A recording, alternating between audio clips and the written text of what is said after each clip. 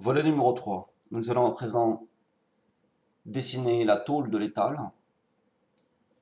Pour dessiner cette tôle de l'étal, j'ai simplifié le profil de la tôle et je vous ai préparé ici un groupe contenant tous les éléments nécessaires pour dessiner à la fois le profil de la tôle et le tube.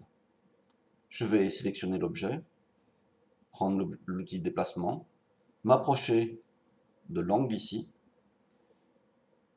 cliquer, ou plutôt appuyer sur la touche CTRL pour dupliquer. On voit que la touche CTRL permet d'avoir un plus qui apparaît sur l'outil déplacé. Je clique, je me déplace, je zoome arrière, je panote à travers l'écran pour placer ce profil ici. À partir de ce moment-là, je peux décomposer ce groupe de manière à avoir plusieurs éléments. La tôle, le tube en bas, le tube en haut.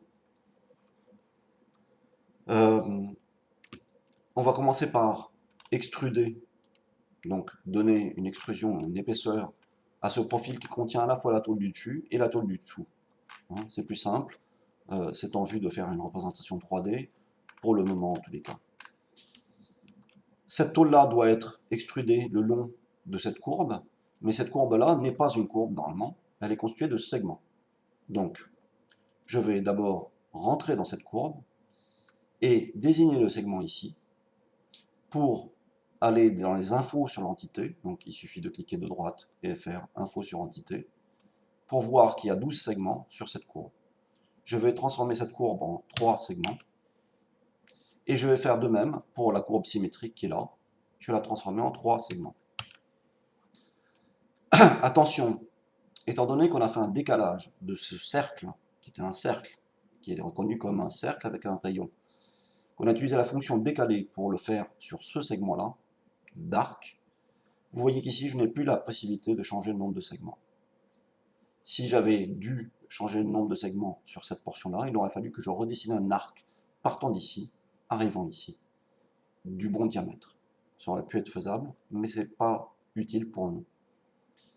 Donc à présent que j'ai un certain nombre de segments ici et de segments ici, plus le départ ici et l'arrivée ici, je les sélectionne et je vais les copier en mémoire avec la fonction édition copier ou CTRL-C. Pour sortir du groupe, je fais Escape, je panote, je me déplace, je double-clique dans cet élément-là, je suis dans ce groupe-là maintenant, vous voyez que tout le reste est grisé, et je vais utiliser la fonction édition coller en place, en anglais paste in place, pour avoir cette série de segments dans le groupe qui contient le profil à extruder. Une fois que je les ai collés, les segments apparaissent sélectionnés. Il suffit de prendre l'outil Suivez-moi, de se rapprocher de cette surface et de faire en sorte qu'elle soit mise en surbrillance. D'accord? Je clique une seule fois, il va extruder l'ensemble de ces éléments-là. Attention de ne pas sortir du groupe immédiatement, puisque ce groupe maintenant contient à la fois ce volume-là et le profil de contour. Je vais donc re-rentrer dans l'objet, me déplacer dans la vue de manière à pouvoir sélectionner aisément la partie en bas qui ne représente que le contour et la supprimer avec la touche Sup. À présent, quand je sors du groupe en cliquant ailleurs, je vois bien qu'il ne contient plus que l'étal en question. À présent, il me faut générer le tube. Le tube est arrondi sur les bords ici et sur les bords ici. Or, pour le moment, notre courbe n'a pas d'arrondi. Je vais donc générer ces arrondis. Vous voyez que j'ai pour habitude de travailler à distance, comme si j'étais sur un atelier, dans un atelier. Je vais sélectionner cette courbe qui est déjà réalisée pour la refaire. Je la sélectionne, je la supprime, je sélectionne celle-ci, je prends l'outil déplacer, j'appuie sur la touche CTRL une seule fois, je clique n'importe où, je me déplace et je veille à ce que mes axes, mon déplacement soit sur l'axe vert. Je vais spécifier une valeur de déplacement dont je vais toujours me souvenir. Je vais donner 5 mètres de déplacement.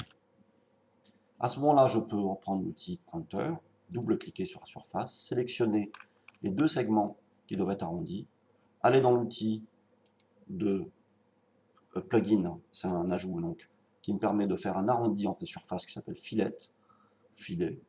Je clique sur filet et je spécifie le rayon 20 au clavier, centimètres ou 200 mm. Je fais pareil, et j'aurais pu le faire systématiquement sur les deux en même temps, hein, mais je fais pareil sur l'autre côté. Donc, Tools, filet, 20 à nouveau.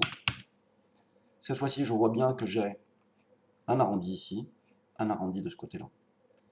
L'extrusion du tube va se faire sur ce segment ligne, celui-ci, le segment de ligne ici, l'arc, le segment de ligne, excusez-moi, l'arc, le segment de ligne qui est ici, l'arc ici, et le segment de ligne qui est ici. J'aurais pu faire cette sélection autrement, mais bon, voilà. Ça, c'est un mode de sélection manuel qui est un peu long, mais qui fonctionne.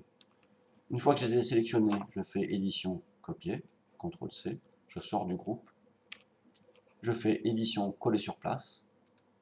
Les éléments sont bien ici, mais à 5 mètres de distance de l'endroit où ils devraient être. Je les redéplace de là à 5 mètres. Et ces éléments-là qui restent sélectionnés devraient se retrouver dans ce groupe-là. Donc je vais les couper, édition, couper cette fois-ci et non pas copier. Donc CTRL-X, la touche raccourci c'est CTRL-X. Je zoome sur mon tube, mon profil de tube, oui, la section du tube. Je double-clique sur l'objet, je fais édition, coller sur place. Je vois bien que ma courbe est là. Le profil d'extrusion est sélectionné. Je n'ai plus qu'à prendre l'outil extrusion et cliquer. Alors, je n'oublie pas, encore une fois, de sélectionner avant de sortir du groupe. Alors, en faisant bien attention de ne rien sélectionner d'autre. Le profil d'extrusion qui ne me sert plus à rien. Pour vérifier que je n'ai rien sélectionné d'autre, je peux me mettre en mode filaire. Je reviens en mode caché, face, et je supprime le profil d'extrusion. Je sors du groupe en tapant Escape. Et je constate que mon tube est en position haute par rapport à sa position où il devrait se retrouver. Je vais sélectionner mon tube. Il est là. Alors, il apparaîtrait qu'il y a quelque chose qui traîne encore dedans. Je vais quand même tout sélectionner. CTRL A. Et voilà, il manque un segment là que je n'ai pas effacé. Donc, j'ai fait CTRL A pour tout sélectionner. Maintenant, je sélectionne que ça. Je le supprime. Je fais Escape. Je reclique sur le tube. Je vois bien que le tube est séparé. Donc, je vais replacer le tube à la bonne hauteur. Pour ça, je vais zoomer sur la partie haute du tube. Je vais prendre l'outil déplacement, cliquer sur le sommet et me déplacer. Maintenant, je suis en déplacement libre. Je veux forcer le déplacement en vertical. Je vais taper la touche flèche du haut. Et c'est aussi, je ne peux me déplacer que verticalement. Je vais zoomer jusqu'à la partie du tube qui se trouve normalement ici. Et je vais m'approcher de là. On ne peut se déplacer que verticalement, donc je vais cliquer ici. Et j'ai placé le tube dans sa position réelle. Alors, j'aurais dû, avant de faire cette copie, m'assurer que j'avais encore à disposition la position initiale du tube à l'arrivée ici. Puisque ce tube-là est censé rebiquer ici et remonter. Peu importe, cette ligne-là, cet axe-là, représente sa position à l'arrivée.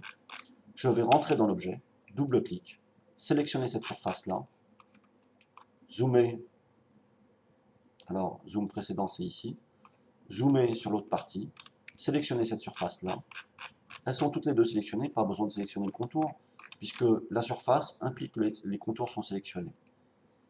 Je m'approche de la partie haute, je prends l'outil déplacement, je pointe le point ici, et cette fois-ci, si je me déplace, je vois que je peux me déplacer que horizontalement, puisque SketchUp va éviter que vous génériez des surfaces gauches. Or, quand je vais maintenant taper la touche flèche du haut, je vais pouvoir le déplacer en hauteur, ces éléments-là. Et je vais générer, vous allez le voir plus tard, des surfaces gauches. Mais peu importe, je vais cette fois-ci m'approcher du sommet du tube qui devrait être ici, et cliquer. J'ai bien un tube donc, qui remonte sur les côtés. Et pour voir que c'est des surfaces gauches, il me suffit de triple-cliquer sur cette surface, clic de droite, prendre l'outil adoucir les faces, Et je me rends compte que dans cet outil-là, on a adouci les faces de ce tube. Et je vois bien à présent, quand je garde cette fenêtre ouverte, que ces facettes-là sont d'un seul tenant, mais que celles-ci ont été rendues gauches par le déplacement que j'ai fait. Bien, je vais sortir, après avoir réadouci l'ensemble, de mon objet, Escape, pour voir le résultat obtenu. Pause pour la version 3 de la méthode Ethan.